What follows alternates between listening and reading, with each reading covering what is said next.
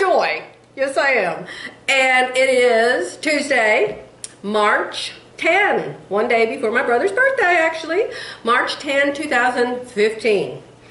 And I just have a need to communicate with somebody today because I don't have anybody to talk to.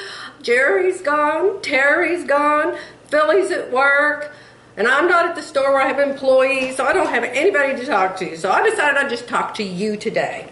So hello all my good friends. Margaret, hello. I'm so excited for you losing 4 pounds.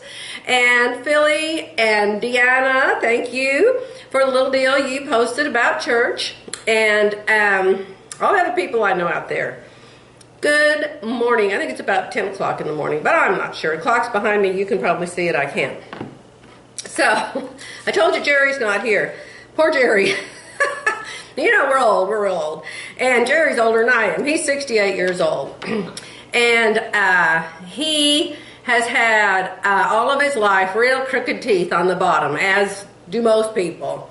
But for some reason, he had some work done on his teeth from some wisdom teeth they did not remove when he was younger. They only removed 2 and not these. And for some reason, they started pushing the front teeth, and the front teeth were starting to cross over, and he hated it. So he said, Joel, I'm going to go get braces. And so I thought it was just wonderful. I'm glad he is. So anyway, he went yesterday morning and got his braces on. He sent me a picture. Whoa, is it ever shocking? Then I called him last night to see how he was, and bless his heart, he said, Joy, I can't eat. He said it's a good thing we're doing these smoothies because he said I cannot chew. He opened a can. You know how their tuna comes in cans? Well, I buy chicken breast in cans like that. And so he opened one of those cans, and he was going to eat it for dinner last night. And with a can of soup, and excuse me, I'm about to sneeze. It's morning. You know me in the morning. Sneezy wheezy. Anyway, he opened that can, and you know, it's just chunked up chicken breast. It's little pieces, and if you just mess with it a little bit, it's even littler pieces. Well, he put it in his mouth, and he couldn't even get his teeth to come together. He couldn't even chew that. So he ended up making a bowl of soup, probably tomato or cream of chicken or something, and he had to eat that for dinner.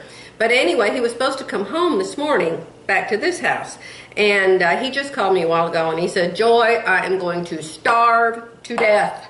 He said they have got to do something to change these. So they put some kind of a thing behind his 2 front teeth to keep the bottom teeth from coming up and touching the 2 front teeth because the bottom were messing up the top or something. And so keeping his top front from his bottom front from touching is keeping everything from touching. The poor guy can't eat. So anyway, he called the orthodontist. He's going back at 2:30 today and saying, you got to do something or I'm going to starve to death. So anyway, that's my husband and his braces. So the next thing I want to do, and probably nobody cares if you don't just turn this off. That's what's wonderful about a video, isn't it? I was going to show you, I put this blouse on this morning. I've had this blouse for 15 years probably, but it's got this scrolly work up here, embroidery, and it's avocado green and copper, and then the tan shirt, and then I've got, can you see my pants? Oh, don't look at my Crocs. Oh, my husband will have a fit if I show you my Crocs. See, my pants are avocado green, okay? So I didn't have any earrings that color. So I came up and I was making my earrings, and I got one done, which you probably can't see. Let me walk around there and see if I can make it real close in the camera, and maybe you can see it. Let me see how this works. Ta-da! Can you focus? Let me see. Let me put a tissue box behind it and see what happens. I need my professional photographer, Terry, here for this. Anyway, that's it. It's got the 3 colors. The copper, the avocado green, and the cream color in it. So I got earring number 1 made, and I thought, you know what, I'm going to show y'all how easy it is to make these earrings.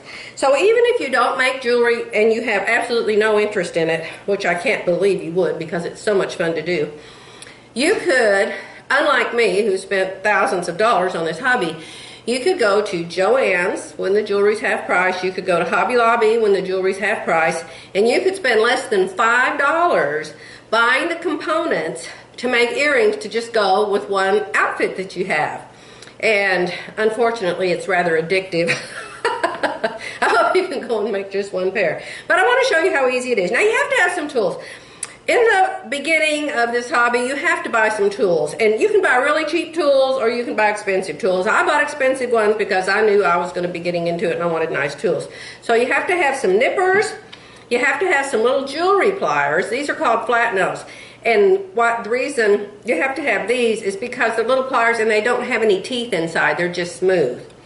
And here's a pair just like them, only they've got a little bent nose on them, okay? These are bent nose, these are straight nose. And then you have to have what's called round nose pliers. And like I said, usually you can buy at Hobby Lobby or Joann's. They're all in one package and you can just buy a set of them, probably $15, $19, I don't know. You don't have to spend near as much money as I did. So what you need to make an earring is what's called a head pin. This is a head pin. And you probably can't see it very good either. Golly, I need to figure out how you guys can see things better. Maybe you can see it on this. It's like a nail. You can't hammer it into the wall because it's really thin wire. But it's like a nail. It's just a piece of thin wire, and wire comes in 50 different sizes, of course. This is a very thin size, and it's got a head on the end of it. Well, the head on the end of it is so when you put a bead on it, it doesn't just fall off. But this is called a head pin, and I have hundreds of head pins. I have short ones, long ones, fat ones, skinny ones, silver ones, gold ones, copper ones. But you could just buy a couple the color that you want. You don't have to spend a bunch of money. So then you decide what beads you want, okay? And so I've picked an avocado green bead, a copper bead, and a vanilla colored bead. And I've picked the little spacers, I've picked the little hook. And y'all, I wear the tiniest, teeniest, itty bitty hooks. You can hardly even see it, I'm sure. Can you see that? I doubt it. Anyway, I'll take a picture of it and put it there, and then you'll be able to see it. Teeny tiny little earring hook. And then your beads, okay? And so then you take your nail and you hold it so the head of the nail is on the bottom, and you just start stacking. And I'll have to take this earring off so I can remember how I stacked it. Okay, I start with a little gold daisy looking thing, put it on the bottom, and then I get the copper bead and I put it on after that, and then I get another little daisy bead and I put it on top of that, and then I get that long avocado green tube, long, it's half an inch. I put it on top of that, and then I take that little gold spacer bead, and then I take this bead. You stack the beads, oh my goodness. And if you're a big person, big hair and big shoulders like Lou that manages my other store, she would get way, way, way bigger beads and stack them on here. Doesn't matter. Just so you have enough room to do this when you get done. Alright, here's the round nose, okay? You take these, you get at the very top of your stack, bend it over. Then you use the same round nose to make your little round loop like that. Then you take your ear wire and hook it into that loop you just made, okay? So there it is. And let me see if I can get up close and see if you can see it. Let me see. Can you see? Yes, I think you can. So you see you have that long piece of wire sticking out there, right? And so you got to get rid of that. And I got the little ear hook that I'm going to stick in my ear up here. See it? And yes. See how it wiggles? Isn't it cute? Okay. So now that you have your ear hook on, and you have your beads stacked up, and you got your little loop, you got to get rid of this long piece of wire that's left there. Now, I could have used a shorter head pin, the thing that's like a nail, but sometimes it's easier to work with a longer one. Alright, so then you get hold of that loop you just made, get your little ear wire out of the way, put on some glasses so you can see what you're doing if you've got 64-year-old eyes like I do. Then you take this long piece of wire. You don't just cut it off because your loop would come apart. So I gotta wind it around until it touches that top bead or spacer. And then that makes everything stay still. It still wiggles back and forth, but the beads won't slide up and down anymore, okay? Then you take your nippers. These are very expensive nippers here, probably $75. You can get just plain ones. $10, $12. But when you cut wire as much as I do, you need a really good pair so they'll last. Okay, then you got that little piece sticking out that you just cut the wire off of, so you take your pliers, your flat nose pliers, and this is kind of tricky to get hold of sometimes, and you smush that sharp end in. You know why? Because you don't want it getting caught in your hair. There we go. Smushy, smushy. Come on now, get hold of that. Ah, there, I got it. Then look at it. Make sure it's not all wobbly and it's hanging straight, and this one needs to be straightened up a bit. Very bendy, you see. Okay? So there we go. Earring number 1 and earring number 2. How fun is that? Oh my gosh, how fun is that?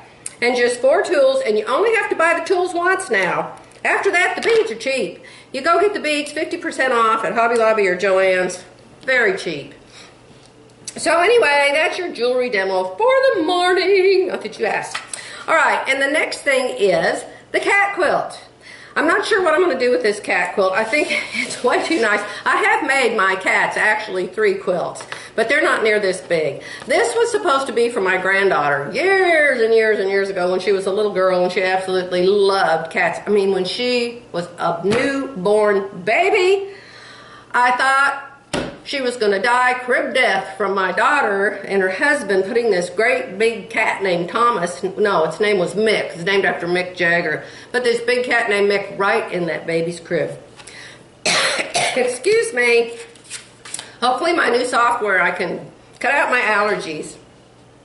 Anyway, Lindy, my granddaughter, grew up loving, loving, loving cats. And so when I saw this fabric online, I bought it for her. Plus, back then when she was a little girl, she loved to sew with me.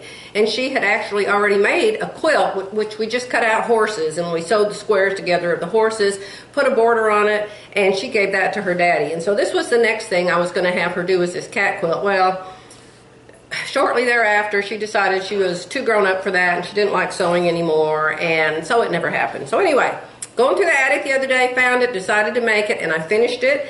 And so I'm going to try to get this camera off the tripod and show it to you kind of up close. I don't know how good it will look, but we're going to try it, okay? So let me show you. I need to name it. Oh my gosh, you can't just go around calling it the cat quilt.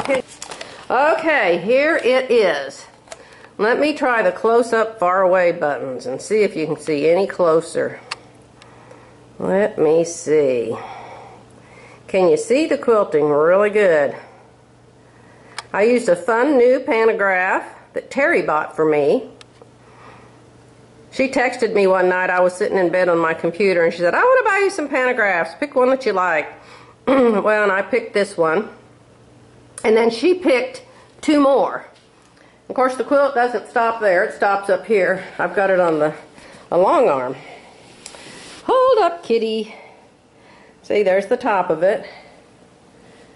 And here is the binding that I put on yesterday. I spent most of the day putting the binding on. I'm very particular about everything.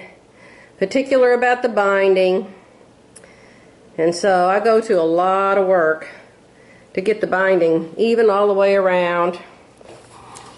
There we go. That's not too bad. So you can see the whole thing, or I can get the idea. Hey, y'all, help me think of a name for it, huh?